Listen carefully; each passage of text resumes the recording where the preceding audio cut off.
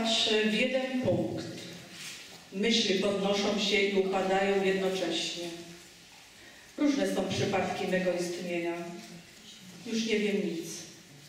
Czy jestem mgłą o poranku, czy mrokiem o zachodzie. To nie jest samotność, albowiem spotykam tłumy na moim podwórku. Ale to, co najważniejsze, przychodzi o nieokreślonej porze, gdy wszystkie przypadki jednocześnie zamilkną. Ciągle czekam i patrzę w jeden punkt, nie poddając się rozkojarzeniu. Czy ktoś dzisiaj usłyszy moje modlitwy?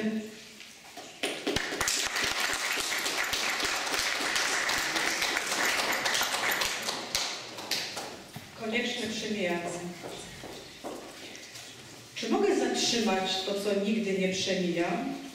Na wszelki wypadek, gdyby nie było. Na lepszą okazję, na co się im nadarzy.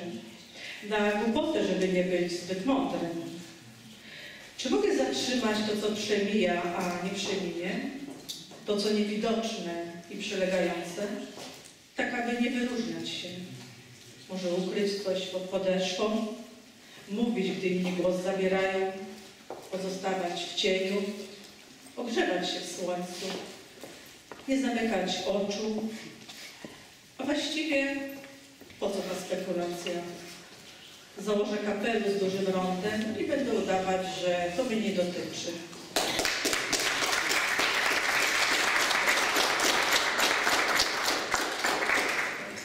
W lesie. Jedna pora roku, a wszystkie pomieszczą. Jedna pora dnia, zawsze taka sama. Wyglądająca jak wczoraj. Droga w tę samą stronę skręca, chyba z przyzwyczajenia.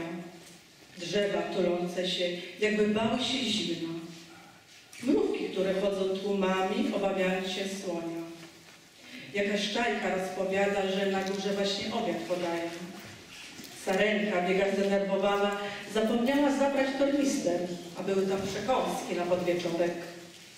Brzoza, zmartwiona starością, jeszcze bardziej się pochyla. Na końcu dąb, zawsze poważny. Wydaje się, że udaje twardziela, bo nikogo nie zagaduje. A w środku cisza, zmieszana z niepokojem i miłością. Chciałaby usiąść, a boi się, bo nie wie, co się wydarzy. I ja, ciągle szukająca tej samej drogi, której nie mogę znaleźć.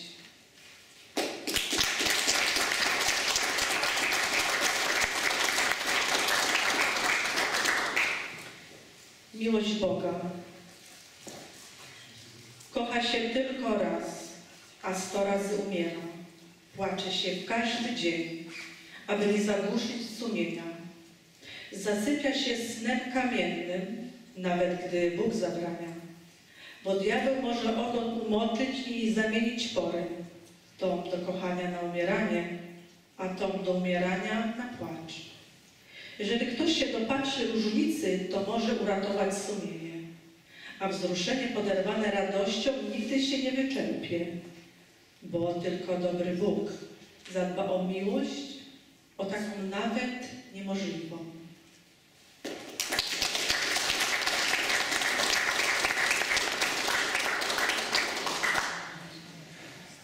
Zaduma. Ostatni spacer, spojrzenie, uścisk dłoni. Wydaje się, że nic się nie stało. Miłość jak zwykle znalazła sobie miejsce. Wiara bez oporu nawet wzrosła. Tylko nadzieja na jutro czeka do jutra. Bo może tak trzeba dać jej odpocząć, niech się posili i nabierze sił. A to spojrzenie, tak skromne, a dużo mówi. I ta cisza siedzi skulona na podłodze. Czy ktoś zauważył, jak cierpi? I te suche łzy zmywają twarz. Może jeszcze jeden spacer i będzie dobrze. Bo przecież to była dobra lekcja. A miłość zawsze czuje uścisk w sercu. Wiara przyzwyczajona do wiary wierzy. A nadzieja? Ona sama dobiegnie do mety.